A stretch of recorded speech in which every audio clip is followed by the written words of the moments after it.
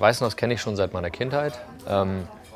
Es ist ein Gelände, was ich eigentlich mit Erinnerungen verbinde, die ich am Strand hier verbracht habe. Das gemacht, was kleine Kinder immer am Strand machen, Steine sammeln, Quallen sammeln und solche Sachen. Dass dieses ganze Ensemble dazugehört, das ganze Dorf, war mir damals weder bewusst, noch irgendwie hat es mich interessiert. Auch um damit aufzuräumen, es ist kein Kindheitstraum von mir, dieses Schloss zu besitzen oder ein Dorf, da habe ich nicht einmal dran gedacht.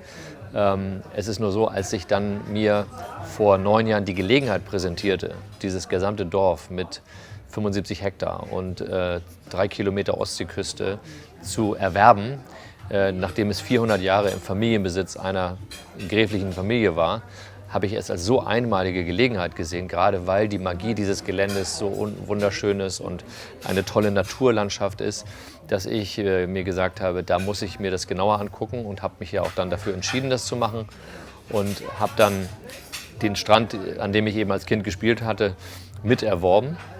Und wenn ich dann nochmal eben zurückgehe zu der Geschichte, wie es genau gekommen ist, dann war es so, dass ich als ich in Amerika gewohnt habe mit meiner Familie, meine eigenen kleinen Kinder dann hier auch im Sommer Ferien gemacht hatten, Urlaub gemacht hatten und am Strand waren. Und es gab damals schon das sogenannte Erdbeercafé, was im Schlossgarten stattgefunden hat. Die gräfliche Familie damals hat dieses Erdbeercafé betrieben und wir haben uns dort im Schlossgarten mit meinen Eltern getroffen.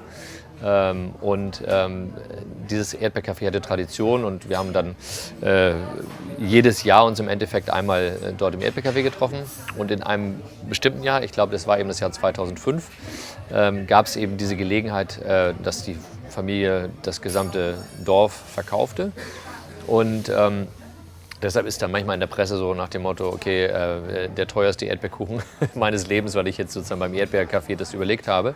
Habe dann eben diese Entscheidung getroffen, das Gelände zu erwerben, ohne konkret zu wissen, was ich hier eigentlich machen will. Und habe ich das Gelände gehabt und habe gesagt, Mensch, auf jeden Fall ist mir wichtig, die Authentizität dieses Geländes und diese wunderschöne Natur und diese Magie dieser Landschaft herauszuarbeiten. Weil wir sind zwar an der Ostsee, aber wenn man hier vor Ort ist und das erlebt, hat man eigentlich mehr das Gefühl, Nordsee-Feeling, sage ich mal, Nordsee-Feeling an der Ostsee zu haben. Das, was man sich eigentlich idealerweise wünscht, auf Sylt zu haben, aber nicht mehr findet, weil es alles überfüllt ist und weil es alles irgendwie nicht mehr so ist, wie man sich es ursprünglich vorstellt, ist das hier in Weißenhaus eben so und mit dem Vorteil, dass mir das gesamte Gelände gehört und ich eben alles auch gestalten konnte und so umsetzen konnte, dass eben die Natur erhalten wird, die denkmalgeschützten Gebäude auch ausgebaut werden. Und so haben wir ein wunderschönes Zusammenspiel zwischen Natur, zwischen historischen Gebäuden und darin die moderne Infrastruktur aufzusetzen. Und in dem Sinne habe ich dann also diese Entscheidung getroffen und habe erstmal ein Jahr lang das hier so weiter betrieben, wie die gräfliche Familie das gemacht hat, also mit dem Erdbeercafé, und habe dann gesehen, dass das alles keine wirtschaftliche Basis hat und es macht auch keinen Spaß, einfach einen Ort mit nur Ruinen zu betreiben und irgendwie über die Runden zu kommen oder man kommt gar nicht damit über die Runden, und habe dann die Entscheidung gefällt, hier wirklich was Vernünftiges draus zu machen, in den ersten Jahren geplant, Infrastruktur geschaffen, wie ich vorhin schon beschrieben hatte, unterirdisch, um überhaupt hier was zu machen. Und die Idee, was für eine Art Resort oder Hotel hier draus wird, ist dann über die Jahre 2006, 2007, 2008 entstanden. Dann kam die Kernsanierung der ganzen Gebäude, die ja auch sehr viel Geld, auch haben wir immer über weitere 10 Millionen quasi aufgewendet für die Kernsanierung der Gebäude, um dann hier in die Lage zu versetzen, auch dort Hotelzimmer reinzubauen. Und dann ist sozusagen der Hotelausbau eigentlich erst losgegangen 2009, 2010 mit den Gebäuden, um die Gebäude für die Hotels herzurichten, auch mit modernen Innenausbau. Wir haben dann im Jahr 2012 hier im Bootshaus solitär den Betrieb angefangen mit dem neu geschaffenen Bootshausrestaurant, wie ich finde, eines der schönsten Restaurant-Locations, die man sich überhaupt vorstellen kann. Links und rechts jeweils 2 Kilometer, die leer sind, wovon das meiste zum Gelände dazugehört. Und man weiß, dass da nichts anderes passieren kann. Und haben dann im letzten Jahr 2013 die ersten 30 Hotelzimmer in Betrieb genommen. Und jetzt in 3 Wochen nehmen wir eben auch den Kernbereich Schloss und Spa mit in Betrieb und sind dann als vollwertiges Resort am Markt. Das Besondere an Weißenhaus ist, dass wir es eben hier mit einem ganz tollen Fleckchen Erde zu tun haben, das im Grunde genommen fast noch unberührt ist. Wenn ich mir ähnliche, vergleichbare Orte angucke auf der Welt, Zugang zum Meer in attraktiven Standorten ist ja eine knappe Ressource. Zum einen kann und darf man da auch nirgendwo was bauen. Jetzt haben wir hier dieses Bootshaus gebaut. Das ist schon mal ganz rar, dass man also so nah am Wasser essen kann. Wir haben sogar eine mini kleine Suite hier im DLRG-Häuschen, wo man auch sogar direkt am Wasser wohnen kann. Und das Besondere ist eben diese magische Natur, die ungetrübt ist von irgendwelchen in vielleicht früheren Jahren, 50er, 60er, 70er Jahren, wo irgendwelche Neubauten hingeklatscht wurden ohne irgendwelche Auflagen, sondern wir haben diese Naturlandschaft, die wir herausgearbeitet haben, und diese Authentizität hier zu behalten und den Geist von Weißenhaus sowohl bei der Natur als auch bei den Gebäuden nicht herauszurenovieren, war mir ganz besonders wichtig. Und das ist jetzt eben gelungen, sodass man von so vielen verschiedenen Orten unglaubliche Blickachsen hat. Also die haben ja früher auch dieses Gelände hier extra so angelegt. Als die vor 400 Jahren das Schloss hier hingesetzt haben, haben die das natürlich genau an die Stelle gelegt, wo man vom Schloss ganz toll aufs Meer gucken kann und dann den Sonnenuntergang sehen kann. Deshalb haben wir diese Blickachsen alle wieder rausgearbeitet. Und jeden Abend, wenn hier gerade mal klares Wetter ist, kommen hier die Leute und gehen die Kameras auf und alle wollen wieder den Sonnenuntergang fotografieren. Und wir haben eben, das zweite Besondere an Weißenhaus ist eben, dass diese Kombination da ist. Wir haben auf der einen Seite dieses wunderschöne, historische, aristokratische Schlossensemble mit den historischen Gebäuden. Und wenn wir uns diese ganzen Gebäude angucken, wir waren ja in den meisten eben schon drin, dann ist das schon unglaublich. Und dann geht man trotzdem noch zusätzlich über den Deich und hat den ganzen Strandbereich noch obendrauf. Also Bootshaus, DLRG-Gebäude, bis hin zum neuen Erdbeercafé. Wir haben ja das historische Erdbeercafé jetzt vor 2 Wochen wieder zum ersten Mal aufgemacht, nachdem jahrelang es geschlossen hat. Wir haben es nur verlagert vom Schlossgarten, wo inzwischen jetzt natürlich nur Hotelgäste hin können, an den Strandbereich, an unser Strandbistro Alte Liebe. Ist das Erdbeercafé neu eröffnet mit einer kleinen Beach Lounge für sich selber. Und diese verschiedenen Aspekte, also die historische Natur, die historischen Gebäude, dieses ganze Ensemble, dazu dann noch der Strandbereich, das ist sozusagen das Besondere an dem Ort Weißenhaus. Und das Besondere an dem Resort Weißenhaus ist, dass wir es geschafft haben, durch diese Weitläufigkeit, durch die Möglichkeit, das gesamte Gelände auch so zu gestalten, wie es mir vorschwebt, also dass man die Gestaltungsfreiheit hat. Natürlich muss man immer wieder 20 Behörden einbinden, wenn man irgendwas machen will, aber wir haben diese ganze Wunschliste auch abgearbeitet, ist, dass hier jeder seine Nische findet. Also wir haben vom Top-Schlossgast, der irgendwie 1.500 € die Nacht für eine Schlosssuite ausgibt und im Gourmet-Restaurant isst und mit seinem teuren Wagen anfährt und die natürlich das benutzen möchte, bis hin zu dem Gast, der auf der anderen Seite des Resorts, 1,5 Kilometer weiter weg, auf dem kostenfreien Parkplatz parkt, sich eine Currywurst holt, die auch in unserer höchsten Qualität natürlich gemacht wird, und sich umsonst in den Strandkorb setzt und diese Currywurst dann isst mit seinem Bier und wieder wegfährt und hat vielleicht insgesamt 4,50 € oder 5 € gelassen hier. Und der andere hat eben das. Und diese Möglichkeit, dass man von dem einen Extrem bis hier, zwischendurch haben wir natürlich auch Tagesgäste im Bootshaus. Und wir haben sogar auf der anderen Seite noch einen Wohnmobilstellplatz, wo auch Leute für 20 € einfach ihr Wohnmobil abstellen. Man trifft sich nicht an Orten, wo man sich nicht treffen will oder sollte, weil es gibt da manchmal Berührungsängste, sondern jeder hat hier seine Nische für sich. Und so ist das Gelände wunderbar nutzbar für alle. Das muss ich auch sagen, ist auch einer meiner Aspekte gewesen. Ich wollte gerne dieses Gelände nutzbar machen für jedermann im Grunde genommen. Für kleines Portemonnaie, großes Portemonnaie, dass aus sich heraus jeder hier seinen Platz finden kann und dass dieses Gelände aus sich heraus autark funktioniert, ohne dass ich oder jemand anders hier jeden Tag immer wieder was Neues veranstalten muss. Zum Stichwort souveräne Lässigkeit.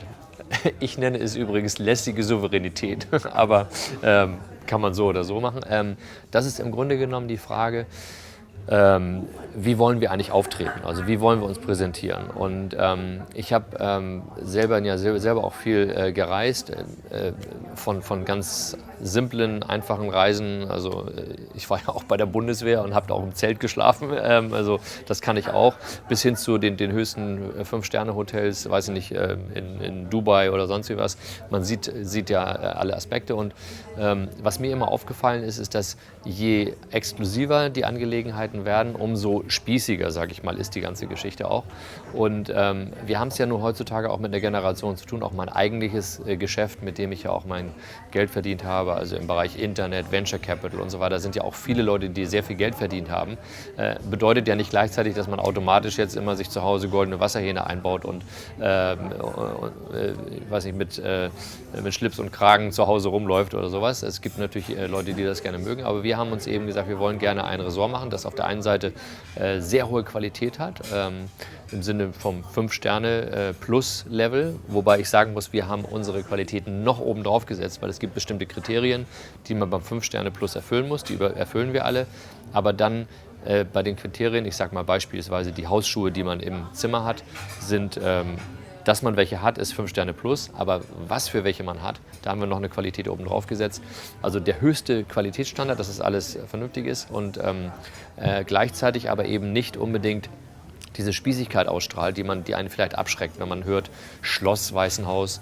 Deshalb habe ich auch das Resort nicht Schloss Weißenhaus genannt, sondern nur Weißenhaus, wo man dann feststellt, oh, da ist noch ein Schloss dabei, weil Schloss dann wiederum eine Assoziation hat, kaltes Gebäude, ungemütlich und so weiter. Und wenn wir uns das Gebäude angucken, ist es genau das Gegenteil. Es ist gemütlich, es ist loungig, hat eine tolle Atmosphäre. Und das, was diese Räume eben ausstrahlen, das sollen die Mitarbeiter auch ausstrahlen. Also wenn man hier zum Beispiel im Bootshaus sieht, unsere Mädels und Jungs laufen in T-Shirt von witzigerweise einer anderen Firma, die ich auch als Venture Capitalist mitfinanziert habe, die Firma Armed Angels aus Köln.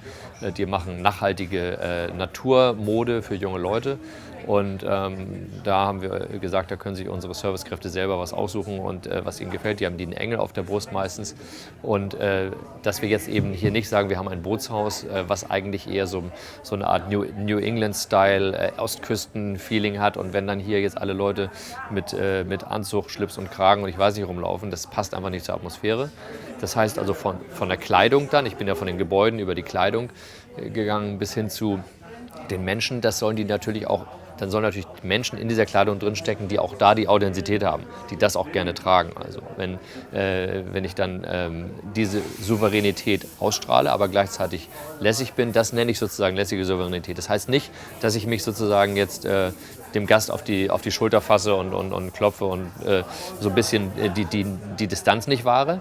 Aber es heißt eben, dass ich jetzt nicht servil bin. Ja? Also ich möchte gerne, dass meine Mitarbeiter auch eine eigene Souveränität, sie wissen, was sie sind. Also es gibt, ich weiß nicht, irgendeine Hotelgruppe hat das mal für sich auch so gesagt, wir sind sozusagen souveräne Leute, die souveräne Leute bedienen. Ja, so würde ich das mal sagen.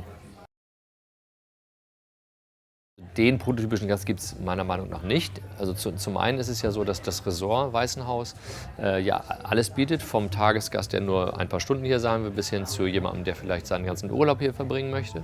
Da haben wir jetzt verschiedene Unterbringungsmöglichkeiten. Allein da ist schon der Gast unterschiedlich. Es gibt also junge Familien, die gerne vielleicht in einer Art Apartmenthaus wohnen. Das ist eine Zielgruppe, bis hin zu Leuten, die unbedingt gerne im Schloss, in der Schlosssuite wohnen wollen und dort im Gourmet-Restaurant essen wollen. Das sind vielleicht andere Leute. Aber im Endeffekt geht es darum, es müssen Leute sein, sozusagen, die das wertschätzen. Ich habe immer mal gesagt, wir machen etwas für unsere wertgeschätzten Gäste, aber die müssen das, was wir machen, auch wertschätzen. Ja? Und den Wert zu schätzen heißt eben zu sagen, okay, wir brauchen Leute, die auch mal die Augen aufmachen und rumgucken. Die hinkommen und nur sagen, also ich gucke nur in meinen Laptop, ist mir also sowieso egal, die brauchen sozusagen gar nicht herzukommen, sondern die im Endeffekt das hier auch wertschätzen, was es ist. Also sei es von der Natur angefangen bis zu den Gebäuden von außen bis hin zu der Innenausstattung. Nehme ich mal ein Beispiel. Wir haben kaum Bilder an den Wänden hängen, fast gar nicht in den Zimmern, weil wir so hochwertige Innenarchitektur gemacht haben, dass die Wände an sich schon eine Schönheit haben und die Regale und was wir da insgesamt dort haben, dass wir nur ganz punktuell ganz wenige Bilder haben müssen und das irgendwie zuhängen müssen. Das heißt also, der Gast, der hier kommt, muss sozusagen den Wert an sich in der Zeit sehen, die er bei uns zubringt. Also ich möchte gerne einen schönen Urlaub machen, das ist mir wichtig. Jetzt kann ich jemand sein, der super reich ist, heißt es ja, der sich alles leisten kann. Der hat ein tolles Haus und tolle, was auch immer, Reisen macht er und er hat ein teures Auto und er hat alles und dann macht er auch noch teure Reisen. Aber es gibt eben auch Leute, die sagen, das Einzige, was für mich wichtig ist, dass ich mal eine Woche einen richtig tollen Urlaub mache. Und darauf sparen sie dann. Dann wohnen sie vielleicht in einer normalen Wohnung und haben ein normales Auto und so weiter. Und das ist ihr Schwerpunkt. Dann gönnen sie sich mal Weißen Haus. Und das ist sozusagen das Spektrum zwischen den Leuten, die bei uns als Gast in den hochwertigen Zimmern wohnen. Ich habe bewusst Weißenhaus nicht nach irgendeinem Trend gebaut, weil was ich hier gebaut habe, soll langfristigen Bestand haben. Deshalb sind auch die Materialien, die wir verwenden, jetzt nicht gerade modisch orientiert, sondern es ist so, dass es eigentlich zeitlos ist. Also man soll idealerweise in 10 Jahren noch in der gleichen Ambiente sehen und nicht das Gefühl haben, es ist altmodisch. Das heißt, wir gehen auf keinen bestimmten Trend bei der Einrichtung. Aber die Trends in der hochwertigen Hotelindustrie sind ganz klar. Die Leute wollen auf jeden Fall entweder sozusagen am Meer sein, da sind wir nun mal sowieso schon, das ist klar, oder sie wollen dann, vor allen Dingen wenn es im Winter ist, sie wollen unbedingt ein Spa haben. Und deshalb habe ich eben extremen Wert darauf gelegt, von mir meinen Anspruch, den besten Spa der Welt zu bauen. Ob das mir gelungen ist, werden wir im Betrieb sehen, aber ich bin sehr sicher, dass wir zumindest in der Top-Liste oben irgendwo landen werden, wo man so eben den Schwerpunkt der Spa-Trends hat. Und ansonsten ist natürlich Trend immer gutes Essen, ja, aber auch da machen wir keine spießige Geschichte mit irgendwie einem 17-Gang-Gourmet-Menü, sondern wir haben auf jeden Fall regionale Produkte und da ist wiederum ein Trend, den wir aufgreifen, dass wir möglichst natürliche Produkte aus der Umgebung machen. Also wir versuchen, wo wir können, eigentlich eher Produkte zu nehmen, die nicht von so weit hergebracht werden müssen. Also das Thema Nachhaltigkeit ist bei uns eigentlich ein Aspekt, den wir versuchen, so weit wie möglich reinzubringen. Also es gibt noch weitere Namen, die in der ähnlichen Liga spielen. Also ich vergleiche mich vergleiche, das Ressort ist unvergleichlich, um sozusagen, weil es gibt kein weiteres weltweit. Gibt es kein weiteres ähnliches Projekt, das ein historisches Dorf, was 400 Jahre alt ist, zum Luxushotel gemacht hat. Gleichzeitig eben auch ein Hotel, das in vielen Gebäuden stattfindet. Das ist ein Resort-Charakter. Da gibt es verschiedene Beispiele. Also zum Beispiel von Robert Redford das Sundance Resort in Utah. Das ist ein ähnliches Beispiel, was in vielen Gebäuden stattfindet. Ja. Dann gibt es in Kalifornien verschiedene Resorts, in Mexiko verschiedene Resorts. Wenn man sich angucken will, Las Ventanas in Mexiko ist ein Resort, was in vielen Gebäuden stattfindet. Oder die San Isidro Ranch in Santa Barbara, die ich kenne, ja. Oder das Post Ranch Inn in der Nähe von Big Sur. Das sind so Resorts, die einfach einen sehr, sehr hohen Level haben und die in verschiedenen Gebäuden stattfinden. Sowas in Deutschland auf dem Niveau kann ich jetzt vergleichbar im Moment nicht sagen. Aber es gibt natürlich Resorts, die eine ähnliche Zielgruppe ansprechen. Und das sind eben Schloss Elmau zum einen und dann eben das Hotel zur Bleiche. Das sind die beiden, die auch öfter auch genannt werden, die eben beide auch den Schwerpunkt sehr stark auf den Spa gelegt haben. Die Bleiche auch einen hervorragenden Spa und die Bleiche ist eben in der Nähe von Berlin, sag ich mal, eine Stunde außerhalb von Berlin. Elmau ist eine Stunde außerhalb München und dann sage ich mir, gut, Weißenhaus eine Stunde außerhalb Hamburg ergibt Sinn, dass man hier als Destination für den Großraum Hamburg ist. Da sind wir jetzt schon da. Das Bootshaus, in dem wir uns hier gerade befinden, ist eine Top-Destination. Jetzt am Wochenende wir sind komplett ausgebucht, kriegt weder drinnen noch draußen einen Platz. Das hat sich also als Szene schon entwickelt. Da auf der Terrasse trifft man sich. Ich habe es schon so oft gehört, sagt, oh, das ist ja witzig, wenn ich dich hier treffe, die Welt ist ein Dorf, habe ich dann gleich zu meinem Marketing-Slogan gemacht, steht auf der Website, die Welt ist ein Dorf, weil die Welt ja dieses Dorf ist sozusagen, oder unsere Welt ist das Dorf geworden. Und insofern sind vergleichbare Ressorts zu nehmen in verschiedene Kategorien, also zum Thema Zielgruppe, zum Thema Spa und zum Thema Ressortcharakter und das Ganze kommt dann hier zusammen.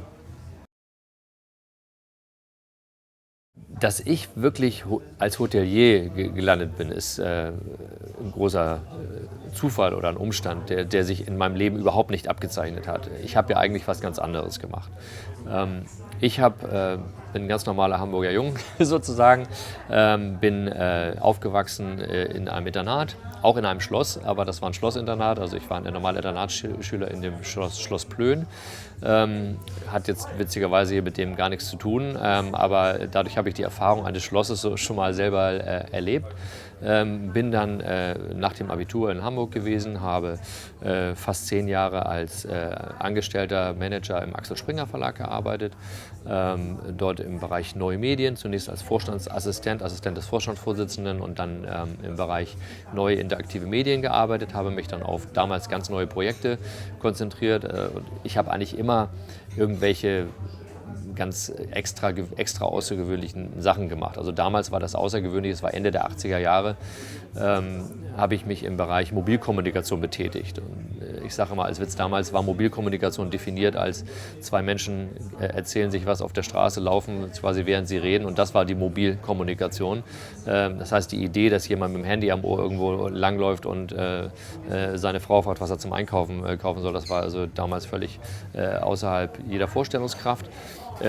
Was sich daraus dann entwickeln konnte mit den Medien, hatte ich damals schon vorausgesehen, weil ich das aus Sicht des Axel Springer Verlages gemacht habe, dann neue Mehrwertdienste auf die Handys zu bringen, was heute natürlich alles in aller Munde ist.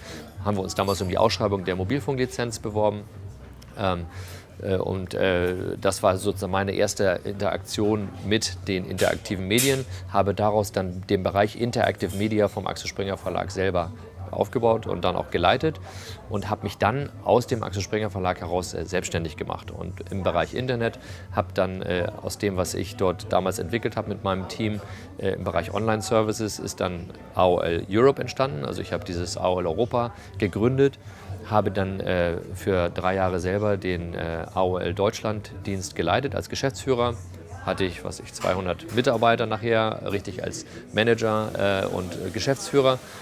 Und habe dann, als das auch groß genug geworden ist, für mich das Thema Venture Capital entdeckt.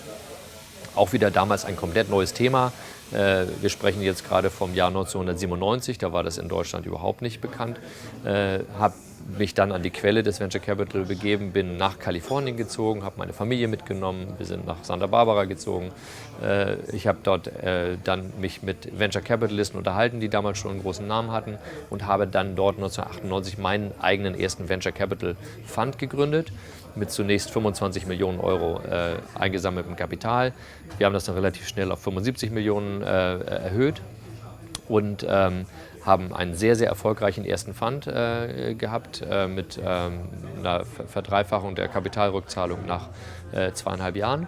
Haben dann daraufhin den zweiten Venture Capital Fund gegründet mit insgesamt $200 Millionen Capital Commitments von insgesamt 30 Investoren, sind dann natürlich, weil immer ein Marktzyklus dabei ist, zunächst mal in diese Marktkrise gefallen und hatten also extreme Schwierigkeiten, das Geld sozusagen vernünftig unterzubringen, haben aber durchgehalten. Dieser zweite Fund ist jetzt nach insgesamt 14 Jahren auch erfolgreich gewesen. Wir haben sogar einen Return von durchschnittlich 5% pro Jahr erwirtschaftet mit dem Fund über 14 Jahre, weil wir durchgehalten haben, weil wir eben alles gemacht haben. Das ist sowieso mein Motto. Mein Motto ist gut, aber das, was ich mache, ist, ich versuche alles, was ich mache, insgesamt zum Erfolg zu bringen. Wir haben auch das gemacht. Wir haben währenddessen noch weitere Fund-Generationen gemacht. Inzwischen ist das eine größere Fund-Gruppe, die nennt sich eVentures, die weltweit Venture Capital macht. Also meine Gruppe zusammen, wir haben insgesamt über $1 Milliarde an Venture Capital eingesammelt und investiert und alles mit sehr, sehr erfolgreichen Returns. Wir haben auch ganz tolle andere Beispiele, zum Beispiel die Firma Sonos, die vielleicht auch bekannt ist, die haben wir auch von null hochgebracht, gestartet, die ist auch eine Milliardenfirma geworden. Wir waren an Groupon beteiligt, wir haben Go-to-My-PC gemacht, mal so verschiedene Sachen, also ganz andere Industrie. Und ich habe dann irgendwann für mich beschlossen, dass ich nicht nur ausschließlich mein Leben mit dieser sozusagen virtuellen Industrie verbringe, wo ich nur quasi Geld einsammle und Geld investiere und wieder mehr Geld zurückzahle und dann wieder neue Firmen gründe, sondern mir kam diese Gelegenheit, dieses Dorf Weißenhaus zu kaufen und hier was ganz Besonderes zu machen, gelegen, um mal was Handfestes anzufassen, um mal was erlebbar, wo man auch sieht, das Vermögen oder das, was man hat, kann man irgendwo auch sehen und greifen. Und so habe ich dann sozusagen neben meiner Venture Capital Tätigkeit, und ich bin ja immer noch tätig, ich habe privat allein 30 Beteiligungen an kleinen Unternehmen, auch übrigens, wir reden ja hier über Companisto, eine Firma, die auch über diese Plattform sehr erfolgreich Geld für seine Zwecke geholt hat. Das ist die Firma Bytebox, die auch wiederum eine Kombination. Zum Beispiel, wir haben in unseren Zimmern Snackboxen, Weißenhaus-Snackboxen, das sind die Bite-Boxen. Also wir versuchen auch Sachen dann zu kombinieren. Und insofern ist auch diese Idee entstanden überhaupt über diese Geschichte. Lass uns doch mal versuchen, auch mit der Firma Companisto hier was Neues zu machen und mal zu gucken, warum nicht diese Plattform zu nutzen, Weißenhaus, die jetzt sehr gut läuft, um zu sagen, wir können mal gucken, ob das Thema Crowdfinancing nicht auch funktioniert für Immobilien. Ja, angefangen davon, Respekt ist für mich eine Sache, also Respekt nicht im Sinne von militärischem Respekt, ja, sondern im Sinne von Respekt vor der Natur. Mit der Natur respektvoll umzugehen, mit den geschaffenen Gebäuden respektvoll umzugehen, sprich Denkmalschutz. Also ist Denkmalschutz für mich keine lästige Behörde, sondern ich rede mit den Leuten, um darüber zu sprechen, wie können wir das am besten, dass die Ziele sind, am besten mit zusammen umsetzen. Wir haben eine tolle Partnerschaft mit den Behörden. Auch das Thema Partnerschaft. Ich möchte gerne einvernehmlich und partnerschaftlich mit allen Beteiligten das hier machen. Und das ist mir gelungen, eben nicht nur mit der Politik oder mit den Behörden im weiteren Kreis, sondern eben auch mit der lokalen Community. Also aufzunehmen, was ist den Leuten wichtig. Ich habe ja angefangen, zum Beispiel eine Durchgangsstraße hier rauszunehmen, damit die Autos nicht quer durchs Ressort immer hier vorbeifahren zur Straße, sondern wir haben das Ganze verkehrsfrei gemacht. Sowas geht natürlich nur, wenn man keine großen Widerstände und Proteste und Schwierigkeiten haben will, wenn man alle Leute mitnimmt und mit einbezieht. Und für uns ist eben über die Jahre eine sehr gute Zusammenarbeit mit der Community gelungen. Wir haben hier eine Gemeinde, die parteiübergreifend mit einstimmigen Beschlüssen all das hier unterstützt hat, was wir hier machen. Wir haben Nischen geschaffen. Es gibt die Eizer Sportfischer, ein Verein mit 60 Booten, die dort ihre Eigenständigkeit dort hinten an der Steilküste weiter pflegen können.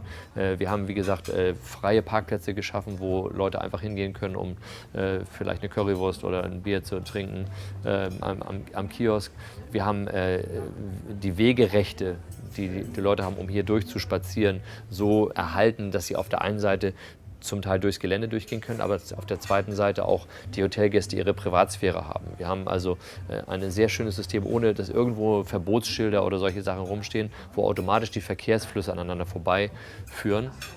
Bis hin dazu, dass ich natürlich hier ein Dorf erworben habe vor 9 Jahren, wo noch ca. 40 Einwohner gewohnt haben. Ja, das sind zum Teil ältere, zum Teil sehr alte Leute gewesen, wo mir auch wichtig war, dass auch da Respekt vor diesen Menschen und vor dem Ganzen, was die machen, habe ich die alle mit einbezogen.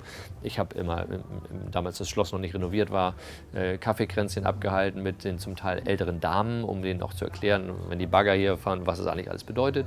Wir haben bestimmte Umsiedlungsaktionen gemacht, Beispiel ein älteres Ehepaar, das in einem Haus gewohnt hat, wo sie nur Ofenheizung hatten und ein Plumpsklo draußen.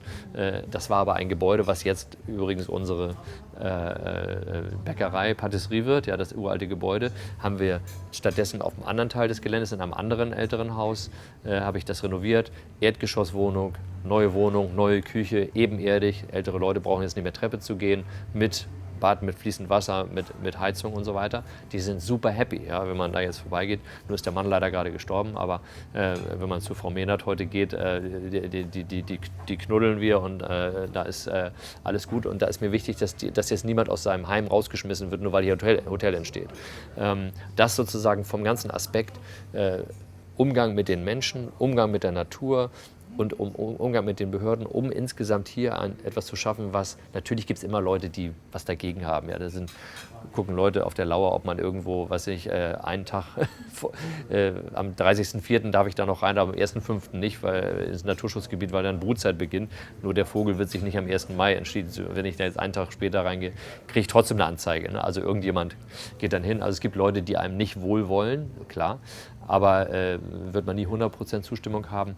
Aber auch die Leute dann mitzunehmen. Ich habe jetzt gerade wieder einen Brief bekommen von jemandem, der sich darüber aufgeregt hat, dass ein Wanderweg umgelegt wurde. Der Wanderweg jetzt nicht mehr direkt am Schloss vorbeiführt, was natürlich nicht geht, weil die Schlossgäste dann da wohnen. Den haben wir auch nicht weggenommen, sondern umgelegt. Ja, der hat wahnsinnige Hass-E-Mails geschrieben. Ja, den habe ich erstmal eingeladen auf eine Tasse Kaffee. Soll er mir mal erzählen, was er dann das Problem hat, können wir gerne zusammen den Weg abgehen. Also mir geht es einfach darum, Sache aufzunehmen, wenn ich das nachvollziehen kann, verstehen kann, auch mit denen darüber eine Lösung zu finden oder den Leuten zu erklären, was hier funktioniert, weil meistens ist auch eine Missinformation, Misskommunikation führt dann auch zu Missstimmung. Also dieses ganze Harmonische, dass hier nicht ein negativer Aspekt lastet auf dem Gelände, sondern dass hier alle mit einbezogen sind, jeder sich irgendwo damit identifizieren und zu Hause fühlen kann.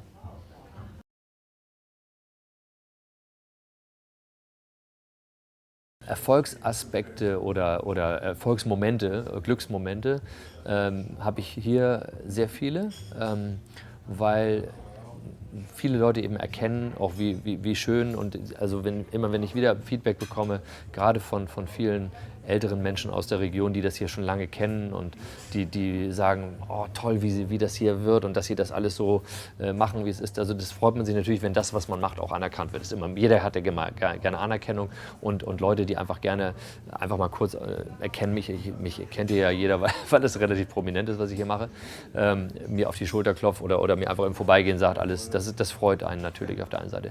Besonders freut mich jetzt, dass auch jetzt durch die Fertigstellung der Gebäude, innen und außen, klar wird, was ich eigentlich will. Ich bin immer jemand, der das versucht auch zu erklären und ich habe auch damals schon bei meinem ersten Mobilfunkthema nicht verstanden, warum die Leute nicht begriffen haben, dass es Sinn macht. Das haben die aber erst verstanden, als sie das Ding in der Hand hatten, irgendwie ein paar Jahre später. Und hier ist es genau das Gleiche. Ich habe den Leuten schon vom Bootshaus erzählt und so weiter, als es hier noch gar nicht stand, hat keiner begriffen. Und erst als es hier fertig war, dann, das sind Erfolgsmomente, wo die alle sagen, wow, das ist ja toll geworden. Sag ich, ja, in meinem Kopf war das schon längst da, ja, aber jetzt ist es erst da. Also das sind sozusagen die Aspekte, die mich ganz besonders freuen. Was mich jetzt in den letzten 2 Jahren sehr besonders freut, ich bin sehr, sehr glücklich und stolz auf meine Mitarbeiter, auf die Leute, ja, die hier arbeiten, weil wir haben so tolle Leute in jedem einzelnen Aspekt und ich habe für jeden Aspekt eigentlich, den man haben kann und das ist das Tolle an so einem 5-Sterne-Resort, ist, dass man hier alle Lebensaspekte abdeckt, ja, also vom Essen, Schlafen, Trinken, was auch immer man alles macht, man muss ja dem Gast sozusagen die Atmosphäre dafür bieten, das heißt, wir haben also für alles unsere Experten, wir haben eine super tolle Hausdame bekommen zum Beispiel, ja, die ist auch schon Mitte 50 aus Sri Lanka, relativ kleine Frau, aber eine herzliche, gute Mensch und die also diese ganzen Housekeeping-Leute sozusagen unter sich hat. Und wenn man auch da den Respekt hat vor diesen Leuten, die diese Betten machen, ja, was das für eine Arbeit ist, so ein hochwertiges Bett sozusagen dann immer wieder neu zu beziehen und zu machen und diese Zimmer sauber zu machen, eine Tätigkeit, die normalerweise gar nicht so richtig anerkannt wird. Und ich sehe also die Leute bei uns mit einem Grinsen auf dem Gesicht, die machen das gerne, ja, und da freue ich mich, dass wir tolle Leute haben. Wir haben tolle Leute im Service, wir haben tolle Leute in der Küche. Jeder einzig könnte jetzt zig Einzelbeispiele nennen. Ich kenne die Leute auch alle persönlich, obwohl ich jetzt gar nicht ihr Vorgesetzter in dem Sinne bin, ja, aber mir ist auch wichtig, ich weiß die Sorgen und Nöte von einer bestimmten Person. Ich weiß, dieser Mensch hat vielleicht eine besondere Gabe, mit Kindern und Jugendlichen zu arbeiten. Dann sage ich zu ihr, dann mach du doch bei uns mehr ein bisschen die Kinder- und Jugendgeschichte nebenbei vielleicht oder vielleicht auch langfristig. Also darum geht es mir, dass jeder seinen Platz findet hier und sich auch mehr und mehr damit identifiziert.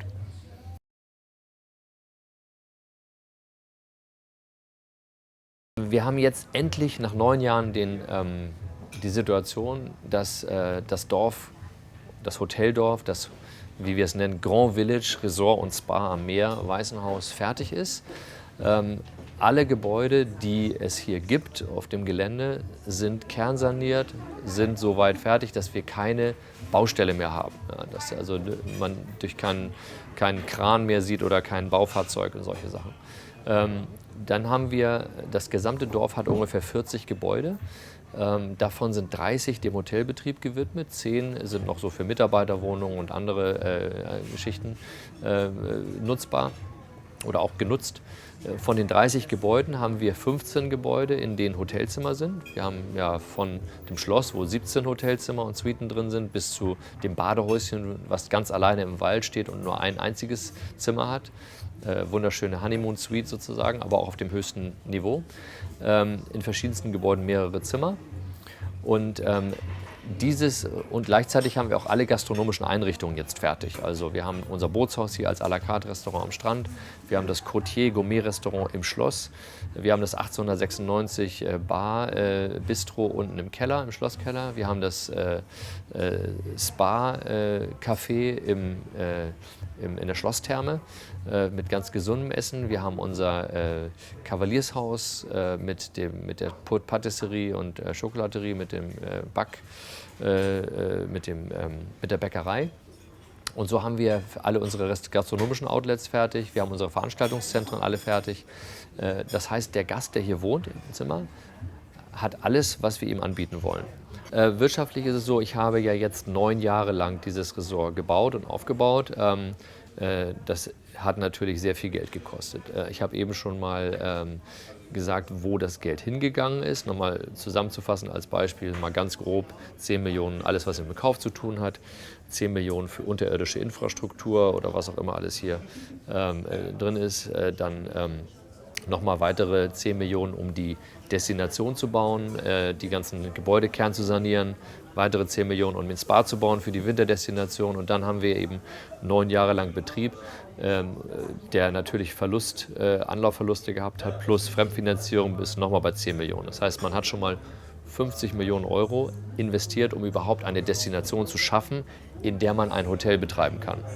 Dann haben wir jetzt auf Basis der Plattform das Hotel gebaut, also die Hotelzimmer. In der hochwertigen Ausstattung, wie wir sie jetzt auch haben, sind wir auch im Markt im Standard ganz oben dabei. Unser Hotelzimmer pro Einheit kostet ungefähr 300.000 Euro. Da haben wir jetzt ungefähr 60 Zimmer davon gebaut, sind wir bei den 68 Millionen, die jetzt hier drin stecken.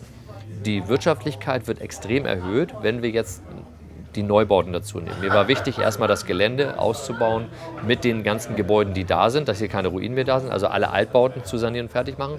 Und jetzt gibt es noch die Möglichkeit, 4 Neubauten zu bauen, die dann insgesamt nochmal weitere 50 Zimmer bringen. Und da ist der Vorteil eben, dass jedes weitere Zimmer, was wir dann für einen Durchschnittspreis von wahrscheinlich 250.000 Euro bauen können, die Rentabilität extrem nach oben bringt. Kann man sich ja vorstellen, wenn ich sage, ich habe erstmal 50 Millionen gebraucht, um das hinzustellen, das Gelände, 18 Millionen für die ersten 60 Hotelzimmer, jetzt brauche ich nochmal 12,5 Millionen Euro für die nächsten 50, dann verdoppelt mir nur diese zusätzliche Zimmeranzahl mein Ergebnis. Ich werde in 3 Monaten 50 Jahre alt. Ein guter Zeitpunkt, um mal zu überlegen, was man eigentlich so gemacht hat im Leben.